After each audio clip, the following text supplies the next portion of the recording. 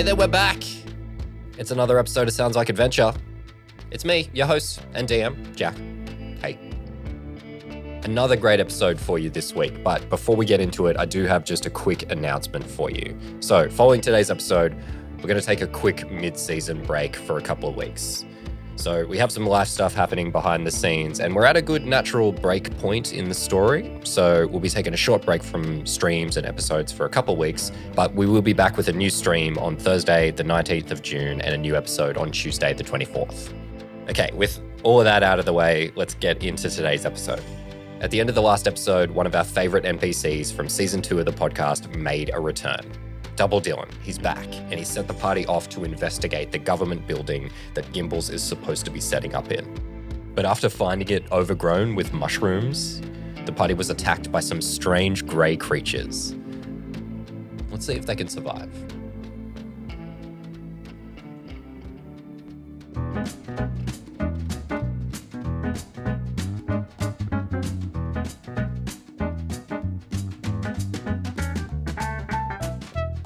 The Department of Phosphorant Fungi Cultivation and Implementation was once an active research facility, cultivating all kinds of magical fungus. But after the facility stopped reporting in and no one came to check what happened, it remained unattended for decades. And now it is occupied by strange little grey creatures. Where did they come from? Nobody knows. Some might call them Mouldmen, but they don't call themselves anything. They've largely kept to themselves over the years, but recently they've grown tired of their home and started venturing out. And just as they were planning to make their big move out into the murk, they were interrupted by 5 strangers who wandered into their home. And after observing the strangers from the shadows for a time, they've decided to attack. And at this point, our perspective swings around to that of you guys, as these strange grey creatures that attempted to bite you earlier, this one picks up a spear and 3 more come leaping down at you from all directions. So it's time to roll for initiative, gang. Kess, what'd you get? I rolled a 13. I got a 3. I got a 15. I got a nat 1 resulting in a 2. A 12.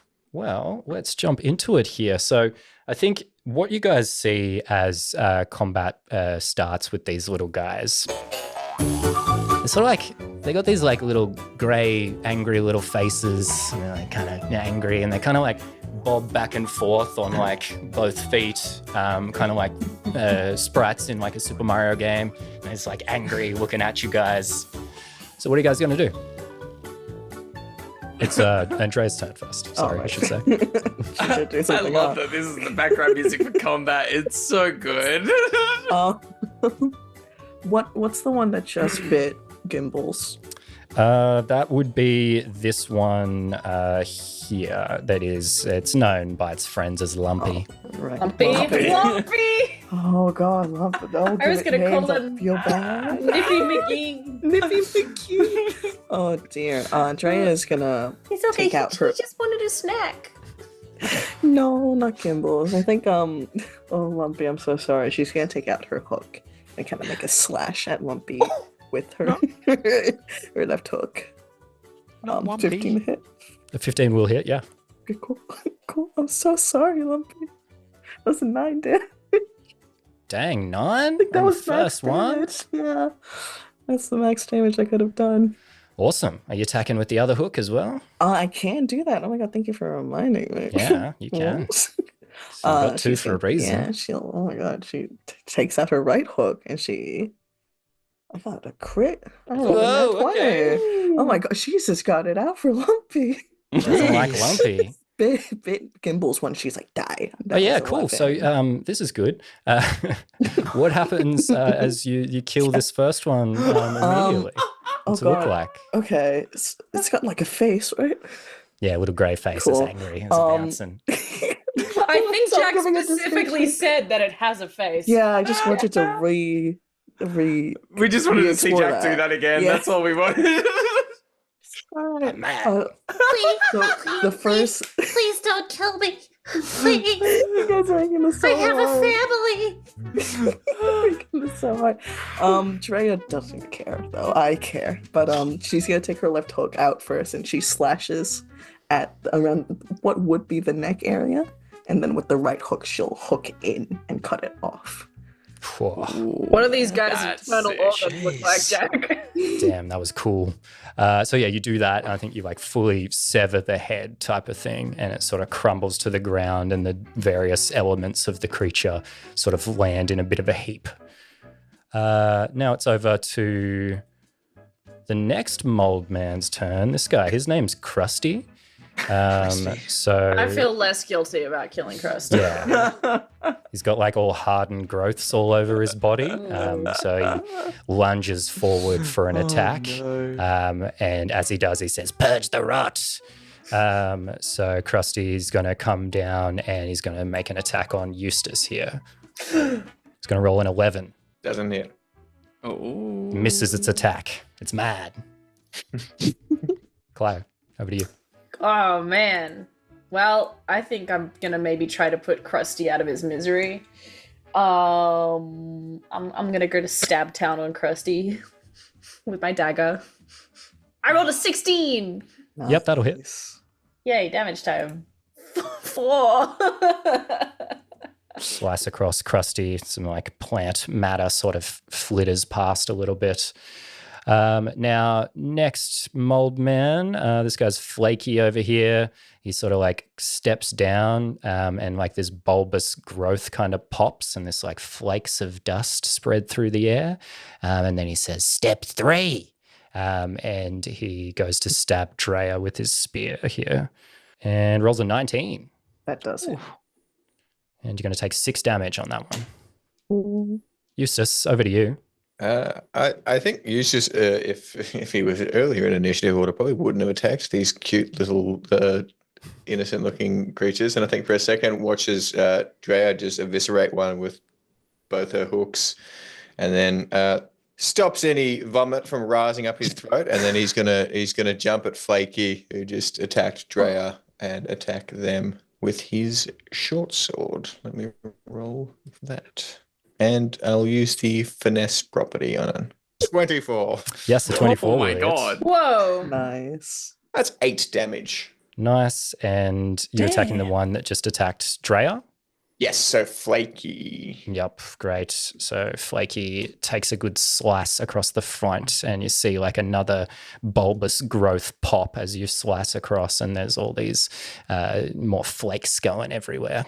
He needs to go and see a skin person. And that's the end of your turn? That's the end of my turn, yeah. Awesome. So now we come to Lumpy, who was the monster that the mold man that Drea previously chopped the head off. See it lying there on the ground in a pile, and you notice its viney, plant-like body start to knit back together. Watch thick strands, almost like metal, form as it sort of winds back together in front of you. Then it unnaturally hinges back to a standing position, and a long rope-like vine forms in its hands in a hard metal spear. And it starts to bob back and forth angrily again. And it's going to make an attack on Drea. We need fire. Only rolling a 7. That doesn't hit. Great. And now to the final marshman who hasn't had a turn, coming down and noticing that these 3 over here haven't really got into anything, and is just going to make an attack on Clio. Oh, great. Rolling a 16. That hits. And you are going to take 3 damage. Okay. All right, Torrin, over to you. So being that Tyron would have seen old matey Lumpy just getting stitched back up, he is going to cast Tasha's Caustic Brew. A stream of acid animates from you in a line 30 feet long and 5 feet wide. Each creature in line must succeed on a dexterity saving throw or be covered in acid for the spell's duration or until the creature uses its action to scrape off or wash the acid. The creature covered in acid take 2d4 damage at the start of its turn. Who you shooting for? Let's go for Lumpy. Dex save for Lumpy. It has to make a DC 13. That is a 5. Ooh. No good for Lumpy. So the way this works out is you see Torrin's tail flick up, and then from the tip of his tail, kind of like opens up, and it just flicks out. See a line of acid comes through, and then you see a little cartridge just shoot out from on top of it. Oh, like a That's scorpion. sick. Awesome. So what happens to Lumpy as a result? So he's covered in acid, Yep. and at the start of his turn, he takes 2d4 damage. So taking If the he starts- 2d4 damage on the start of his next turn, basically. Yeah. Not taking any damage now, though. Perfect. And if he doesn't scrape it off, again, next turn, he'll take 2d4. Perfect. Gimbals, over to you. Gimbals are probably announced to the crew. Please try to keep them intact. Can I do a quick glance around, see if there's any more bits of paper, like more of that instruction manual? Yeah, sure. Give me a roll of some kind. What do you want to roll? Investigation? Perception? Anything for you, Jack. That'll be a 13. I'd say like you probably see like a bit of paper stuck to the leg of Lumpy. Oh, okay. Can I still take an action, or we class Yeah, that no, as no, my that's action? fine. I'm happy Cool. to do that. Awesome. Gimbals will be like, "There's more of that manual on Lumpy's leg," and then he'll shoot a fireball at Lumpy. Category five Sorry, Gimbals moment. fire bolt, not ball. That will be a grand total of 9. That is not going to hit. Yeah, I thought so. Back to the top of the round here. So first thing that happens. So there's like a lot of commotion going on in this fight here. And one of the Mouldmen like collides with a wall and knocks down like a torch that was in like a wall sconce. It like falls to the ground or it sits there flaming. Can everyone give me like a perception and or survival check here? Trying to beat 13s. I will give you a perception. It's an 18 from Torrin. It's a 22 from Gimbals. 9 from Drea. That's a slow internet by Eustace. That's a 5 for Claire. And a 13 from Eustace. Great. So Torrin and Gimbals, it seemed like you might have already noticed this, but Eustace as well. You guys noticed that they seem to be like recoiling more from the fire than what you would expect. They really cower as the fire comes down, and the fire's sitting there on the ground with this torch. It's not burning out of control, but it's there, and they seem to be like avoiding it more than what a normal creature would, basically, even more so. Drea, it is your turn though. So what are you up to? I think after Gimbals mentioned the little piece of paper on Lumpy's leg, she would reach for it as well. Sure. Give me a sleight of hand. Oh god. All right. 13. 13 on the sleight of hand. Oh, they've rolled a 4. Okay, yeah. So you grab it up, and you've got this bit of paper. I'd say if you want to read it, it's going to take your action to do so. Yeah. Fine with that. Okay. So it's more steps of a process, and you look at it, and as you're skimming along, it's not all the steps. It's like steps 1 through 4. You recognize the things that they've been saying in this list, basically. It's like step 1, the same thing they mentioned before. Step 2, so on and so forth. So that jumps out to you. Now back to Krusty over here. So they take the 4 poison damage. What's the damage that they're taking? Is it perfect? Acid damage. Awesome. So yeah, they take that 4 damage, and then they immediately crumble to the ground, and start, like, you see the acid burning at them. So that's going to be their turn. Clio, it's back to you. Okay. I would like to cast Produce Flame and hurl it at Lumpy. Lumpy just died. Sorry, not Lumpy. Which one was his name? Scumpy or something? Flaky, crusty, and spongy. That's Scumpy right. is close. Flaky was near me, wasn't he? Flaky. Spongy is the one that attacked you. Spongy dies Yeah. today. Okay, I'm gonna cast Furious Flame. Punchy. Yeah. Scumpy. That's an 8. That's not going to hit. Over to Flaky now, who's still involved in the fight, going to make another attempt to stab Drea with their spear over here. Rolling an 11. Oh, that doesn't hit. Eustace, over to you. Just to confirm, the one that took acid damage, that seems to not be reforming. Let me say, I'd say you don't know yet. It's only just gone down.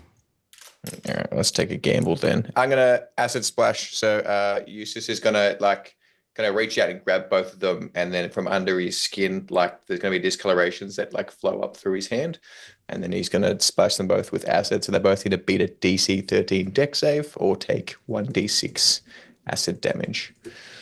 6 rolls the first one, Flaky. It rolls a 21. Cool. So one of them will be fine, and I'll roll the d6 acid damage to the other one. And that's 5 acid damage to that one. Down this Neat. one goes as well. What's it look like as you hit it with this acid?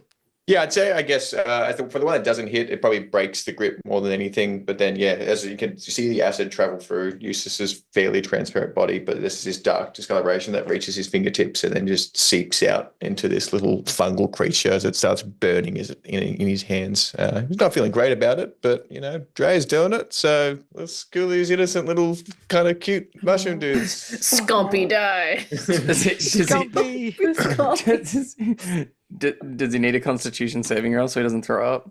No, I think he's okay because these look No dairy. less people-y. But yeah, that's Eustace's turn. I'm okay with killing cute things. It's fine. I draw the line at people. Exactly. So now over to Lumpy's turn, who was just splashed with a bunch of acid. Notice the acid kind of eating away at the plant of this creature. Then you notice those vines. They start to reach out and grasp once again. They start to knit and reattach everything.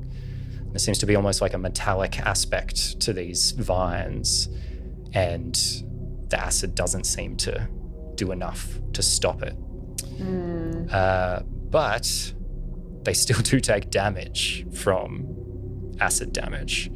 So I think, to be fair, Lumpy took damage from acid, immediately died, and then is now coming back to life to take damage from acid again, I believe. So Lumpy goes down again. So until someone can fix Lumpy's problem, is going to be stuck in a loop of just Stuck in a dying and death loop. reviving, which is almost more torturous. It's more Lumpy worse, deserves. worse than death. Yes. But now it's like- Spongy's turn. It's a war taken us criminal. 4 sessions, guys, to commit a war crime. Move Spongy down next to Clio over here, so we know where Spongy is. But Spongy moves forward with their spear. It says step 3, and then takes a stab with the spear at Clio, and rolls 8 damage. It rolls an 8. That misses. Tyron, over to you. I go, ooh, and it misses me. I'm going to pick up the torch. So who's still alive and up and moving? Is it Flaky, Spongy? Flaky's down, Krusty and Spongy are up. And yeah, the other two are in a perverse half-life at the moment. I'm going to pick up the torch and I'm going to ram it down Krusty's mouth hole. Okay. Great. Oh my god! Are we the bad guys? I think we're the bad guys. I think we're the bad guys. Give me an attack roll first, I feel like, is what you're doing. And There's a 21. This is so mean. so you're jamming the thing down its throat? The torch is down its open, gaping maw. Yeah, okay. Yeah, Do they So have teeth? yeah, so there's bouncing and maybe it opens its mouth a little bit for a moment. It's straight in there. I feel like it's Lighten going to do a up, lot of Krusty. damage. Why don't you roll 3d8 for this? And Yeah, the torch is going to go out as a result of doing this. I feel bad. That's a 3. No, that's so unlucky. That's 3 ones on 3d8s. So unlucky. That's what I get. It's That's tough. that's, You know how do what? You know what? I blame Kess for this. I do. Okay, so yeah, you do this. The flame goes out. It sort of like pulsates around, freaked out like it's going to explode. But then the flames kind of go out a little bit, and it's okay. Torrens made him immune to fire. So you're welcome, guys. All right, Gimbals. Gimbals looks around and's like, "Oh right, flames. Yeah, it makes sense. Can we try to keep one of them not burnt, please?" And then he's going to step like calmly towards the closest one to him, which I'm imagining is probably Spongy. Yep. Just in the concept of things. And he's just going to put a hand to a chest if he can, and then firebolt. Attack roll. Beautiful. Is a firebolt technically a ranged spell attack? Yes. So you're technically making it with disadvantage. It doesn't matter. I rolled a nat one anyway. Oh, And let me guess, whose fault is that? Oh, it's Cass's, absolutely. Okay, cool. So yeah, I think you put your hand, you're touching him, it's too close, flame Yeah. goes off. I think And you're it going to just singe your hand a fizzles. little bit here. So let's take. Is D2? Is that a number? Is that a dice you can roll that has two Yeah, sides? coin flip.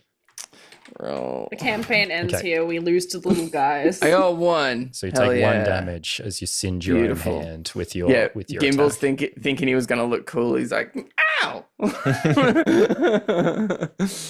Dreadnought. Oh goodness. save us, Dreadnought. Save us. Dreadnought. I don't think she could save you. And then she also does acid damage. They're gonna come back. Okay, I'm going for Spongy. These names, man. Spongy. At Gimble's request, could I try to grapple it and just kind of hold it in a headlock? I just keep it here. Yep. So we can just keep this one. I don't know what to roll for that, but we can just keep this one. Yeah, okay. So I think you may have to make an unarmed attack first. Okay. An unarmed strike. That was a crit. Yeah, okay, so Oh. that'll hit. And now I think it's like an opposed athletics check for grappling. Jazzy's immune. I guess. 14. Should I be rolling anything? Yeah, you got to roll. You got to beat a 14 on the athletics check. Athletics. Oh, Crit I'm alright headlock. at that. 15. Oh, by one. Just. Okay, what's it look like? What kind of hold you got him in? She'll go for it and she kind of like squeezes it in her bicep and then just like really just pushes it Oh. really close. If it could breathe, she's trying to choke it out, but not kill it. We're trying to keep this one, I guess. Okay, so you're trying to choke it unconscious. Okay, Yeah, we'll if I just could. roll the crit damage on that unarmed strike there. 4. Okay, so it takes that 4 massive. damage. Its eyes bulge a little bit. And it's like angry. You'd see it mouthing a new step that it's trying to say. So now let's go over to Krusty over here. So despite all the chaos that's going on, he's still bouncing angry. Just ate a fire. That's not good. Now he's going to try and stab Torrin with the spear. Let's go. Oh, rolls a crit. That'll hit. Oh, Down goes Torrin. That'll hit you for 9 damage. God. oh my god! That They have a chance. I didn't know these things could one-shot me. Jack just goes back to bouncing. Yeah, and then it says, "What are the mushrooms?" All right, Claire, your turn. All right, let's see if I can do something. All right, I'm the Spongy, aren't I? Yep. Awesome. Great. Who's well, in a headlock by Drea, by the way. Oh, awesome. Okay, well, I'm going to try what Torrin tried earlier. I'm going to cast Produce Flame again on my hand. It's going to kind of like, the end of her, she's got this long braid. The end of her braid is kind of always a little bit fiery. And so she's going to like take her hair, go all the way down and produce the flame from that. And then she's going to run over, I guess, walk over wherever Drea is with Spongy in the headlock. And is gonna cram her fingers onto its jaw, try to open it, try to jam her fist in there with the Produce Flame.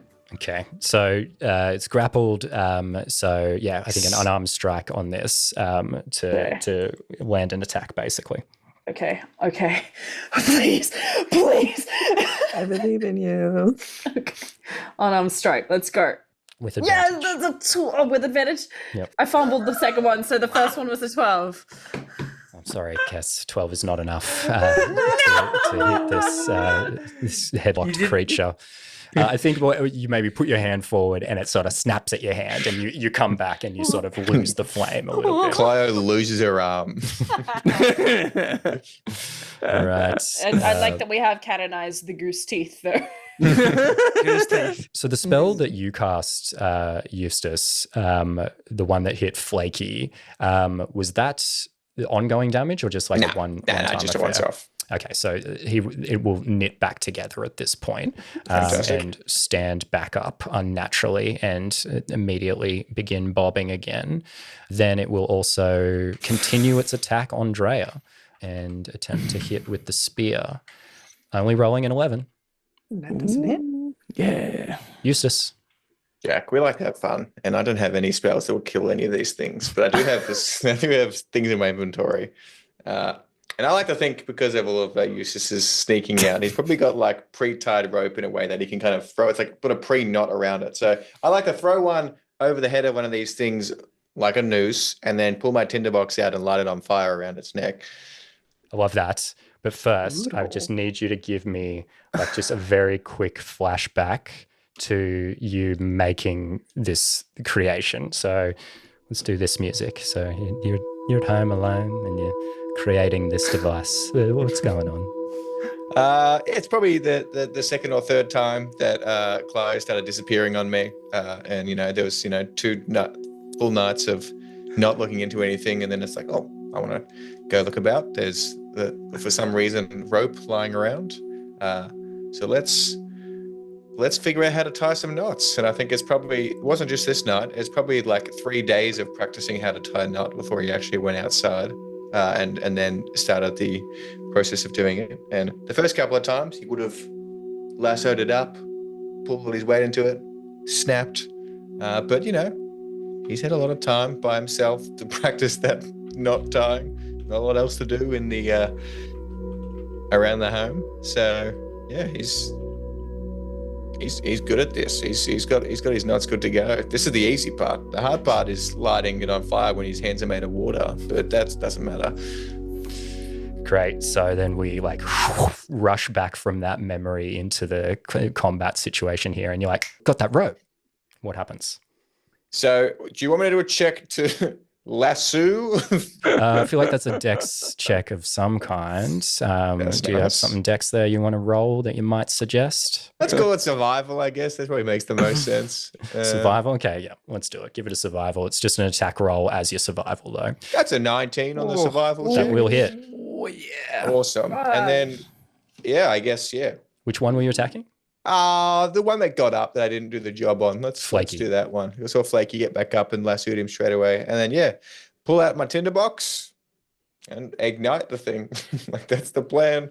Okay, cool. So not as strong as hitting the inside of the creature, this type of move. But give me 1d8 on this. It's a 4. It's all right. Middle of the mark. And it's fire damage, so it's good. You watch the flame proceed up the rope and touch it and start burning it apart. And you notice as it burns that it doesn't knit back together in any way.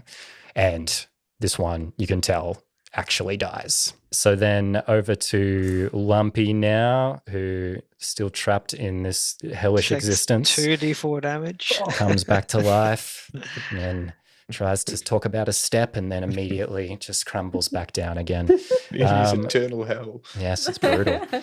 Spongy's turn, who is in the grapple currently. I don't think Spongy is smart enough to know to try and get out of the grapple.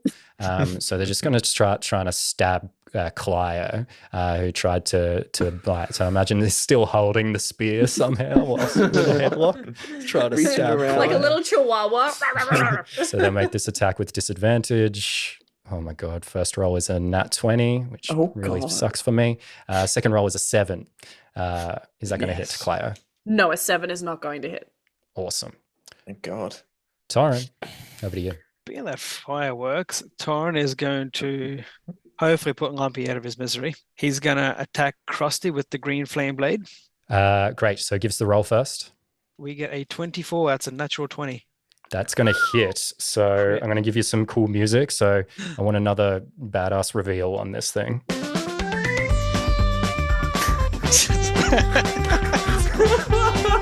We're the bad guys.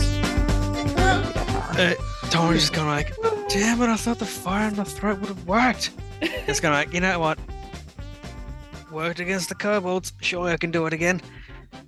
Reaches his back, does a cool flourish around, flames streaking around it, and he just slices up Krusty. And then the flame bounces off, and the exact same pattern goes on Lumpy's lump. Give me the damage. So Krusty takes 14, Mm-hmm. and then Lumpy takes 10 fire damage. Whoa. One of them dies. Both of them die. One of them dies forever. Lumpy dies forever, unfortunately. So you kind of just see straight up the middle of Krusty, and then as it goes up, the fire just keeps going up like a firework, and then just lands on Lumpy's lump. Just Good stuff. Gimbals, over to you. Okay, would Eustace's tinderbox lit flame still be a flame? Yeah, why not? Sweet. I want to use the control flames, where I can instantaneously expand the flame 5 feet in one direction, provided that wood or other fuel is present. Mhm. I would argue that the mushroom is fuel for the fire. Okay. Okay. Why not? Yeah, who cares? Let's go. Okay. You know, Jack's really defeated where he's letting me do stupid shit. Fun as well, guys. I'm not mean all the time. Jack likes fun. So basically I expand the flame from the flame that he lit from the tinderbox on the rope, back 5 feet across the same mushroom man. Okay, so is there like rolls you have to do as a result of this, or like? No, I can just control You flames. just do it. You're just controlling the flames. It's You're a moving the cantrip. flames. Okay, great. Yeah, I Cantrip think on you actrip. move it over. It's already in a heap on the ground. It's in this Yeah. weakened state, and the flames just sort of catch up and Yeah, no, wick it's away and start burning away the Yep. creature there. Drea. I've got Spongy in a headlock, right? Yep. Still. I think Drea realizes she can't do much holding this thing in her biceps, in her arms, and she's just gonna looks around and I think with her free hand just gonna like stab the top. I know it's not gonna do anything. Stab the brain if it has one. I don't know. Yeah. She doesn't want to do. She doesn't have any sort of fire. It's only acid damage that she can do, and I feel like she would have noticed. Yeah. That doesn't really work. All right. She's just Okay. gonna. That's just gonna kill it. Oh, Chassis. okay. Cool. You've got it in a headlock. You're just Yeah. stabbing it in the top of the head. I'm not going to Stab make you it. roll for Okay, that. cool. It's It's intact though, right? Yeah, it dies, and in this weakened state that it is in at this point, it is quite trivial for you guys to come over and just put some fire on this thing, basically. So, Well, if I'm standing right there anyway. yeah, who does it? What does it look like, Cass, as you? Well, if you I'm right ignite the there- flame? Fire's like right in front of me. So you stabbed it in the head, and I'm already Yeah. there, and it's nearly bitten me. Yeah. So I'm assuming that I still have that produce flame, or maybe I reignite. It's cantrip. I reignite it. And I, as you're stabbing it in the head, I come over and I want to just start punching it in the face over and over, kind of quite brutally. Because if it's fungi, it's probably gonna Fine. it's It's gonna spongy. It'll crumble. come back. Yeah. It's not- I'm gonna keep punching it until it is eviscerated in kind of quite a feral way. I don't really get to hit a lot of things, and it's beginning to frustrate Clio. So she's gonna let some of that anger out, I think. Yeah. Clio's straight up scumping him. Yeah, she's confident, baby. Yeah. And So as you stab it in the head, I'm just gonna punch it with my fist as it's on fire. Great, love that. Oh, jeez. Okay. Cool. Well, Very With- feral. that in mind, the final Mouldman hits the ground here as Clio, goes on this crash out, if you will. Good job. That does. Yeah, it works. Yeah, she's crashing up. You watch its body writhe for a moment and you think it's going to regenerate. The vines reach out to start knitting together, only to hesitate, wither, and then die. And as it does, you all take a second's relief here and look over the room. Gimbals and Drea, this place is supposed to be your new home. But as you look around and after dealing with all these Mouldmen, something about the room clicks into place. You notice that not only covering the walls are all these mushrooms and growths and things like that. Covering all the walls and all the ceilings is a dark mold, exactly the same color as the Mouldmen. And you each realize that you guys have a lot of work ahead of you. And that is where we're going to end the session for this week.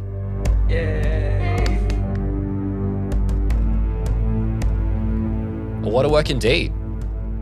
Dre and Gimbals, they've got this big problem to solve, and according to the government contract, they even have some room for some employees. But despite Eustace's keenness to find any purpose, the rest of the party might have their own ideas. Because despite what they've been through so quickly, they still are strangers. And these 5 strangers all hide secrets. And to find out what those secrets are, you'll have to join us in about a month's time when we come back after our mid-season break in the next episode of Sounds Like Adventure.